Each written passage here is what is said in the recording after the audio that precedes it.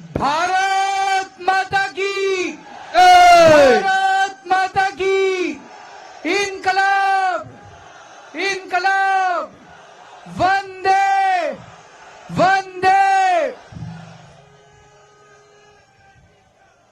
मंच पे मौजूद देश के बहुत ही सीनियर नेता और महाराष्ट्र के पूर्व मुख्यमंत्री शरद पवार साहब, सुप्रिया सुले ताई, मंच पे मौजूद इंडिया गठबंधन के सभी नेतागण और यहां पे इतनी भारी संख्या में आए हुए मेरे सभी प्यारे बहनों, भाइयों, माताओं, बुजुर्गों, बच्चों, आप सब लोगों को मेरा नमस्कार, सबको मेरा प्रणाम। दोस्तों, मैं दिल्ली से आया हूं आप लोगों के सामने झोली फैला के इस देश को बचाने की भीख मांगने के लिए। अभी थोड़े दिन पहले इन्होंने मुझे जेल से छोड़ा है। मोदी जी ने मुझे गिरफ्तार कर लिया था थोड़े दिन पहले एक झूठे केस में। जेल से सीधा यहीं आ रहा हूं, अपने लिए वोट मांगने नहीं आ रहा, देश को बचाने की भीख मांगने के लिए आ रहा हूं। सुप्रीम कोर्ट का धन्यवाद करना चाहता हूं। मुझे उम्मीद नहीं थी मैं इतनी जल्दी छूट जाऊंगा। सुप्रीम कोर्ट ने, यह करिश्मा था, चमत्कार था, ऊपर वाले का चमत्कार था। जो जो लोग ऊपर वाले पे यकीन रखते हैं, भगवान को मानते हैं, मैं तो मानता हूं, ये भगवान के किसी चमत्कार से कम नहीं था कि अचानक एक दिन सुप्रीम कोर्ट ने कहा केजरीवाल को 21 दिन की मोहलत दे रहे हैं, जाओ और जाके चुनाव प्रचार करो। मैं दिल्ली में एक दिन रोड शो कर रहा था, निकलने के बाद तो एक महिला कहती है, सर आपको भगवान ने भेजा है 21 दिन के अंदर बीजेपी की ऐसी तैसी करने के लिए। तो मैंने भी ठान ली है, ये 21 दिन मैं सोऊंगा नहीं, 24 घंटे, एक एक पल, एक एक सेकंड पूरे देश में घूम घूम के देश को बचाने का काम करूंगा और इनको निकालने का प्रयास करूंगा, लोगों को जगाने का काम करूंगा। इन्होंने मेरे को जेल भेज दिया। मैं मन में सोच रहा था मेरा कसूर क्या है, मेरे को क्यों जेल भेजा। मैं छोटा सा आदमी हूं, मेरी छोटी सी पार्टी है, 2 राज्यों में हमारी सरकार है, दिल्ली में, पंजाब में। ये तो बहुत ताकतवर लोग हैं, इनके पास तो इतनी सत्ता है, इतना पैसा है, फिर मेरे को जेल क्यों भेजा। मेरे को जेल इसलिए भेजा क्योंकि दिल्ली के अंदर मैंने गरीबों के बच्चों की शिक्षा का इंतजाम किया। मेरे को जेल इसलिए भेजा क्योंकि दिल्ली के अंदर मैंने गरीबों के सरकारी स्कूलों को शानदार बना दिया। मोदी जी उसको रोकना चाहते हैं। मोदी जी नहीं चाहते कि गरीबों के बच्चों को अच्छी शिक्षा मिले। मैं कहना चाहता हूं मोदी जी, मैंने दिल्ली में 500 स्कूल बनाए, आप 5000 स्कूल बनाओ, 50,000 स्कूल बनाओ देश में, तब आपका बड़प्पन है। केजरीवाल ने 500 स्कूल बनाए, आप उसको जेल में डाल के स्कूल बंद करा दो। ये तो छोटी सोच है, ये तो छोटी मानसिकता है। मेरे को जेल में क्यों भेजा? मेरे को जेल में इसलिए भेजा, मैंने दिल्ली के अंदर शानदार सरकारी अस्पताल बना दिए, शानदार मोहल्ला क्लिनिक बना दिए, सबका इलाज मुफ्त कर दिया। दिल्ली में 2.5 करोड़ लोग रहते हैं, अमीर हो चाहे गरीब हो, सबको शानदार इलाज मिलता है, सारी दवाइयां फ्री, सारे टेस्ट फ्री। मोदी जी इसको रोकना चाहते हैं। मोदी जी नहीं चाहते कि गरीबों को अच्छा इलाज मिले। आपका बड़प्पन तो है, मैंने 500 मोहल्ला क्लिनिक खोले, आप 5 लाख हर गांव में मोहल्ला क्लिनिक खोलो ना, तब आपका बड़प्पन है। केजरीवाल ने 500 मोहल्ला क्लिनिक खोले, केजरीवाल को पकड़ के जेल में डालो, मोहल्ला क्लिनिक बंद कर दो, ये तो छोटी सोच है। और विडंबना देखो, मैंने दिल्ली में सब लोगों की दवाइयां फ्री कर दी, छोटी बीमारी हो चाहे बड़ी बीमारी हो, सबको फ्री दवाइयां, सारी फ्री दवाइयां मिलती है। लेकिन जब मैं जेल गया, 15 दिन तक इन्होंने जेल के अंदर मेरी दवाइयां बंद कर दी। मैं शुगर का मरीज हूं 20 साल से, बहुत हाई शुगर रहती है मेरे को। इंसुलिन का इंजेक्शन लगता है रोज, 4 बार इंजेक्शन लगता है रोज मेरे को। 52 यूनिट इंसुलिन लेता हूं मैं। जब मैं जेल गया 15 दिन तक इन्होंने मेरे को इंसुलिन का इंजेक्शन नहीं दिया। मैं कहता रहा मेरी 300 शुगर, 350 शुगर हो गई। अगर कई दिन तक लगातार ज्यादा शुगर रहे तो किडनी खराब हो जाती है, लिवर खराब हो जाता है। मुझे नहीं पता ये मेरे साथ क्या करना चाहते थे, लेकिन इतिहास गवाह ऐसे बहुत किस्से हुए हैं जब विपक्षी लोगों को, विरोधियों को जेल में डालकर उनको शारीरिक तौर पे खत्म कर दिया गया। मुझे नहीं पता ये मेरे साथ क्या करना चाहते थे। ये मेरे को इसलिए इन्होंने जेल में भेजा क्योंकि दिल्ली में मैंने सबकी बिजली फ्री कर दी, 24 घंटे फ्री कर दी। अब दिल्ली में सबको फ्री बिजली मिलती है। मोदी जी, आप तो इतने बड़े नेता हैं, इतने ताकतवर नेता हैं। मैंने दिल्ली में और पंजाब में फ्री बिजली करी, आप पूरे देश में फ्री बिजली करो ना, तब तो आपका बड़प्पन है। आप केजरीवाल को जेल में डाल के दिल्ली की बिजली फ्री रोकना चाहते हो, ये तो कोई बड़प्पन नहीं है दोस्तों, ये तो छोटी मानसिकता है। ये तो इस वक्त देश के अंदर जो हालात हैं बहुत खतरनाक हैं। रशिया का राष्ट्रपति पुतिन है, आप जानते होंगे। पुतिन ने जितने विपक्षी नेता थे या तो सबको जेल में डाल दिया या उनको मरवा दिया और फिर चुनाव करवाए। पुतिन को 87% वोट मिले। बांग्लादेश के अंदर अभी थोड़े दिन पहले चुनाव हुए, सारे विपक्षी नेताओं को जेल में डाल दिया और चुनाव करके शेख हसीना जीत गई। पाकिस्तान के अंदर अभी चुनाव हुए, इमरान खान जो वहां के सबसे बड़े नेता, उनको जेल में डाल दिया, उनकी पार्टी को तहस नहस कर दिया, उनका सिंबल छीन लिया और फिर चुनाव कराए और जीत गए। मोदी जी अब पाकिस्तान और बांग्लादेश से सीख के यही काम अब देश के अंदर, भारत के अंदर करना चाहते हैं। एक टाइम ऐसा था जब पाकिस्तान और बांग्लादेश हमसे सीखा करते थे, आज मोदी जी बांग्लादेश और पाकिस्तान से सीख रहे हैं।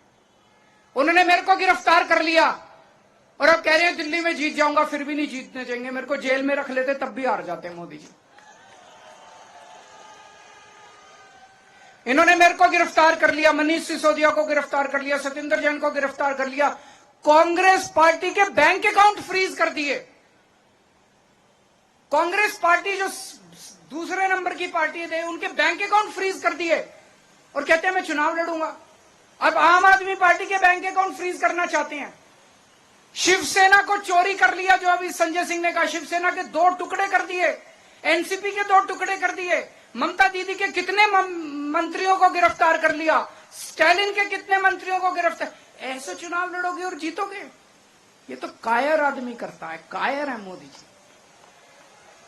अरे बहादुर हो तो आंख में आंख मिला के चुनाव लड़ो ना, सीधे सीना चौड़ा करके चुनाव लड़के दिखाओ। ये तो कायरों की निशानी है। इस तरह तो देश के जनतंत्र को खत्म कर रहे हैं, बाबा साहब अंबेडकर के संविधान को खत्म कर रहे हैं दोस्तों। एक और चीज मैं बताना चाहता हूं।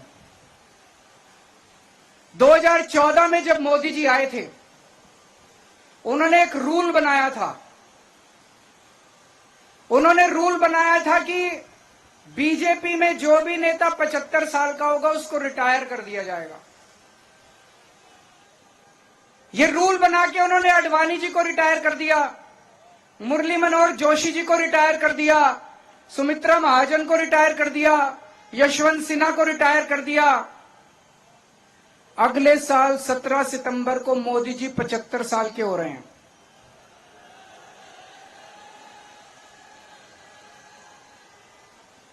तो जाहिर तौर पे मोदी जी भी रिटायर होंगे। अपना रूल बनाया उन्होंने तो अपने ऊपर तो लागू करेंगे वो।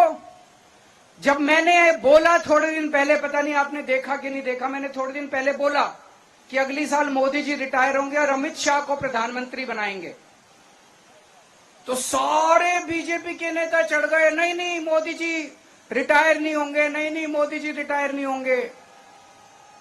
मोदी जी ने नहीं बोला कि मैं रिटायर नहीं होऊंगा, मोदी जी रिटायर होंगे और अमित शाह को बनाएंगे प्रधानमंत्री। तो इस साल जो वो वोट मांग रहे हैं मोदी जी, वो अपने लिए वोट नहीं मांग रहे, वो अमित शाह को प्रधानमंत्री बनाने के लिए वोट मांग रहे हैं। तो आपके घर के आसपास जितने बीजेपी वाले रहते हैं, जितने बीजेपी के समर्थक रहते हैं, सबको बोल देना सोच के जाना जब वोट डालने जाओ। मोदी के लिए वोट नहीं पड़ रहा, अमित शाह का। आंख बंद करके जितने बीजेपी वाले हैं, जब बटन दबाओ आंख बंद कर लेना, अमित शाह की तस्वीर लेके आना कि अमित शाह को बनाना है क्या प्रधानमंत्री। तो अमित शाह के लिए वोट मांग रहे हैं। और इस सिलसिले में जितने रुकावटें थी, देवेंद्र फडणवीस को पैदल कर दिया इन्होंने, शिवराज सिंह चौहान की राजनीति खत्म कर दी, रमन सिंह की राजनीति खत्म कर दी, वसुंधरा, जितने नेता थे सबको खत्म कर दिया। एक ही नेता बचा है, योगी आदित्यनाथ। 2 महीने के अंदर उसको हटाने जा रहे हैं। योगी आदित्यनाथ अब उत्तर प्रदेश के सीएम नहीं रहेंगे। जब मैंने ऐसा बोला, एक भी नेता योगी जी के समर्थन में नहीं आया। बीजेपी के किसी ने नहीं कहा कि नहीं हटा रहे। इसका मतलब हटा रहे हैं, इसका मतलब हटा रहे हैं। साबित हो गया कि हटा रहे हैं। कल मैंने देखा योगी जी मेरे को गालियां दे रहे थे। मैं उनको कहना चाहता हूं, मैं तो आप ही के लिए बोल रहा हूं। मेरे को गाली देने से क्या होगा, अपने वालों को सलट लो, अपनी बीजेपी को सलट लो। दोस्तों, एक एक करके ये सारे नेताओं को खत्म कर रहे हैं। और मैं आपको चेतावनी देना चाहता हूं कि अगर इस चुनाव में 4 जून को बीजेपी जीत गई, वैसे तो जीत नहीं रही है, अगर जीत गई तो मैं आपको बता रहा हूं कि सुप्रिया सुले भी जेल में होगी, शरद पवार भी जेल में होंगे, उद्धव ठाकरे भी जेल में होंगे और आदित्य ठाकरे भी जेल में होंगे। मैं आज तक मैंने जितनी पॉलिटिकल भविष्यवाणी की है, तो हमें मेहनत करनी पड़ेगी। थोड़े दिन रह गए, किसी भी हालत में हमें बीजेपी को जीतने नहीं देना है। और जिस तरह की गालियां दे रहे हैं प्रधानमंत्री जी, उन्होंने शरद पवार साहब को कहा भटकती आत्मा। ये कोई इतने सीनियर आदमी है, 84 साल के बुजुर्ग हैं। मोदी जी 74 साल के हैं, 10 साल सीनियर है उनसे। ऐसे किसी बुजुर्ग को कहना ठीक है क्या? प्रधानमंत्री को ऐसी भाषा अच्छी लगती है? उनको कहते हैं नकली शिवसेना, नकली संतान। ये अच्छी लगती है? ये तो पूरे महाराष्ट्र के मराठी मानुस की बेइज्जती का सवाल है। इस बार जब जाओ तो बटन दबा के उनको इस गाली का जवाब देना, जब वोट डालने के लिए जाओ आप। यहां के कैंडिडेट हैं बाले मामा, उनको रिकॉर्ड जीत आप लोगों को दिलवानी है। ज्यादा से ज्यादा वोट देके, बटन दबा के उनको वोट देना, रिकॉर्ड मार्जिन से उनको जिताना। लेकिन मैं आज महाराष्ट्र में उनके लिए तो वोट मांग ही रहा हूं। मैं महाराष्ट्र में आज आया हूं पूरे इंडिया गठबंधन के लिए वोट मांगने के लिए। एनसीपी का चुनाव चिन्ह ये तुतारी बजाने वाला आदमी है। इसका खूब प्रचार करना है। मैंने सोशल मीडिया पे एक आदमी को देखा था, मैं बहुत चिंतित हो गया उसको देख के। वो आदमी कह रहा था, जब वो वोट देके बाहर निकला, उससे किसी मीडिया वाले ने पूछा किसको वोट दिया? बोला शरद पवार को। बोलो क्या निशान? बोला घड़ी। ये कंफ्यूजन है कुछ लोगों के अंदर।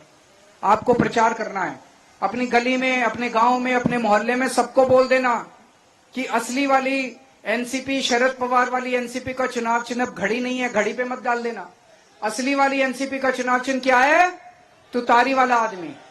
तुतारी वाले आदमी को वोट डालना है और ज्यादा से ज्यादा वोट देके मामा को जिताना है। मैं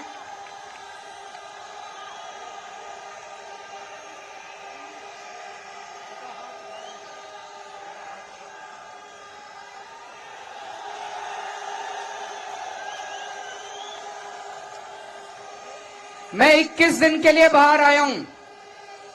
2 तारीख को मुझे जेल वापस जाना है। 4 तारीख को नतीजे आएंगे। मैं जेल की सेल से नतीजे देख रहा हूंगा टीवी पे। पिछली बार महाराष्ट्र की 48 सीट में से 42 एनडीए गठबंधन को, मोदी जी के गठबंधन को मिली थी। इस बार 48 में से 42 इंडिया गठबंधन को मिलनी चाहिए। अगर आप लोगों ने 48 में से 42 सीट इंडिया गठबंधन को दी, मुझे जेल के अंदर बड़ा सुकून मिलेगा और मुझे लगेगा आज महाराष्ट्र आना मेरा सार्थक हो गया। आप लोगों ने आज इतना प्यार, इतनी मोहब्बत दी, इसके लिए आप सब लोगों का बहुत बहुत शुक्रिया। शरद पवार साहब का बहुत बहुत शुक्रिया, सुप्रिया दीदी का बहुत बहुत शुक्रिया जो आज मुझे यहाँ पे आमंत्रित किया, आप सब लोगों के सामने बोलने का मौका दिया। भारत माता की, केजरीवाल साहब